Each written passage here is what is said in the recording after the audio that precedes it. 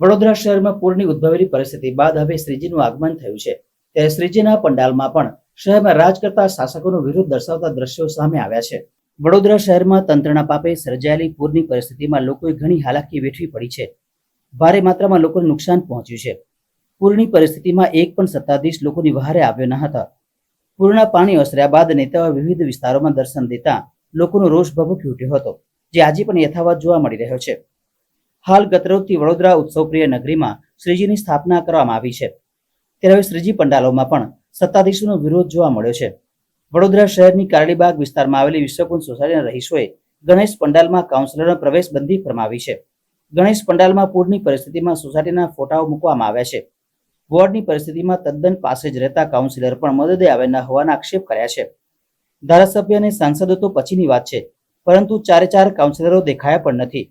સ્થાનિક કાઉન્સિલરે તો અમે કરેલી કામગીરીના ફોટા મંગાવી પોતાના સોશિયલ મીડિયા ઉપર પોતે કામગીરી કરી બતાવી હોવાનું પણ રહીશોએ આક્ષેપ કર્યા હતા. અમારા બાળકોને પેકેટ તો નહીં, પરંતુ દૂધ અને પાણી વગર ટળવળવું પડ્યું હતું. સોસાયટીમાં 12 ફૂટ પાણી ભરાયા હતા. અત્યાર સુધીમાં તમામ પૂરમાં સૌથી નુકસાનકારક આ પૂર રહ્યું છે અને કરોડો રૂપિયાનું નુકસાન લોકોને પહોંચ્યું હોવાનું જણાવ્યું હતું. ખાસ કરીને જમવાનું ના આપે તો વાંધો નહીં, પણ પાણી અને દૂધ આ બે વસ્તુ, નાના બાળકોને દૂધ જોઈએ અને પીવાનું પાણી જે ગટરનું મિક્સિંગ થઈ ગયું એના કારણે પીવાના પાણીની બોટલો જોઈએ. એ વસ્તુ અહીંયા પહોંચતી થઈ નહીં અને બહુ હાલાકી ભોગવવી પડી. હા, પાણી આટલું બધું પૂર આવ્યું એના કારણે ઘણી જગ્યાએ કાંસ ને બધું પૂરી કાઢવામાં આવ્યું છે અને એની ઉપર ખોટા દબાણો થઈ ગયા છે. એટલે વિશ્વામિત્રી નદીનો પટ સાંકડો થઈ ગયો.